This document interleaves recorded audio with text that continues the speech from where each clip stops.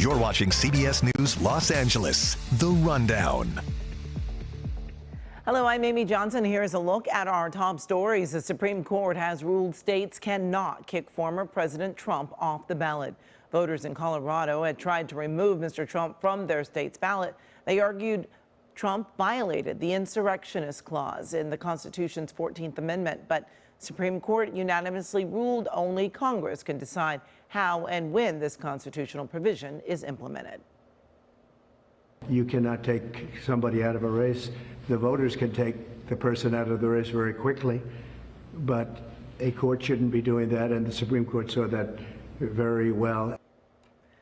Still ahead at 3, we're going to have a live report outside the Supreme Court and an interview with a legal expert about the implications of today's rulings.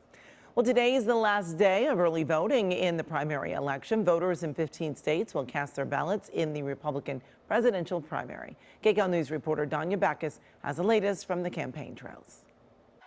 Hello, Texas! Nikki Haley urged voters in Texas to go to the polls on Super Tuesday. We don't anoint kings in America. We have elections. And Texans deserve the right to be able to vote.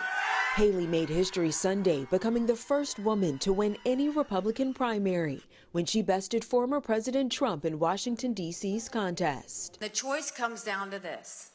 We can either have more of the same, or we can go in a new direction. Still, the former UN ambassador is far behind the former president and delegates needed to secure the GOP nomination. We've been launching like a rocket to the Republican nomination.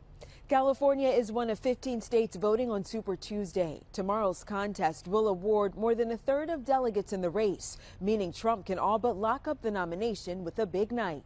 He is already looking ahead to a rematch with President Biden in November. The poll numbers are very good. We're beating President Biden in almost every poll. The former president says Biden is trying to use the courts to beat him, but says that's backfired. The polls show that I'm much more popular than I was before weaponization. Danya Backus, CBS News, Los Angeles. And for more on the big campaigns and issues, just go to our website, kcalnews.com/voter guide. Turning now to your weather, we have a live look at downtown LA from our Hollywood Hills camera. Calm conditions, but another storm is on its way. KCAL News meteorologist Olga Ospina has your next weather. Hi, Olga. Hi, Amy. And yes, enjoy these dry and mild conditions while you can. We're even seeing some sunshine on this Monday. We do, though, have another storm on the way. So we are seeing a little bit of cloud cover out there, but some peaks of sunshine as well. You can see it out there through Catalina Island on this afternoon, or as we head, yes, into the evening hours. 59 currently in Santa Monica. We are seeing some sun there, and a lot of us in the 50s.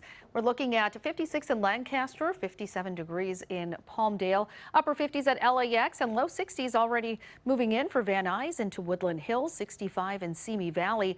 Plenty of 60s out through Orange County, including Irvine into Laguna Hills, and through the Inland Empire. You are also feeling 50s and 60s today, 45 degrees in Big Bear City.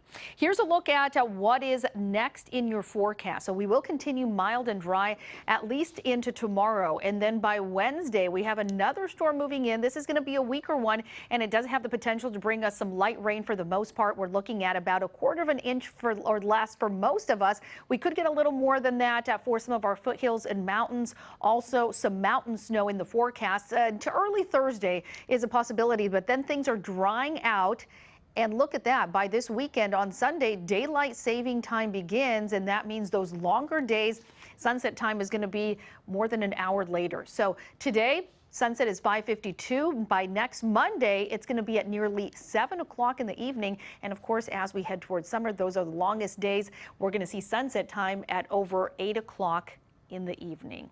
All right, let's get to that storm and show you what it's going to look like as we head into tomorrow. So we'll start to see the northern area seeing a little bit of wet weather for us on Wednesday. Some of us will actually not see any rain. Again, this is going to be mostly some light rain and some snow impacting our mountains. And you'll see the big picture here. That storm still sitting offshore and then impacting us on Wednesday, potentially a few light showers for the early part of Thursday before that moves out fairly quickly leaving us with some dry conditions as we head into this weekend.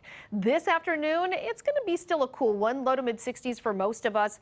Upper 50s in the high desert. Mountains, you will be in the mid 40s. Plenty of sunshine, though.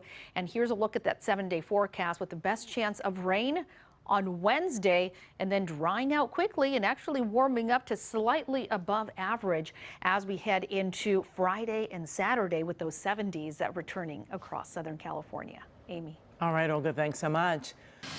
Governor Gavin Newsom has deployed the California National Guard to Texas. The Lone Star State is battling the largest wildfire in its history.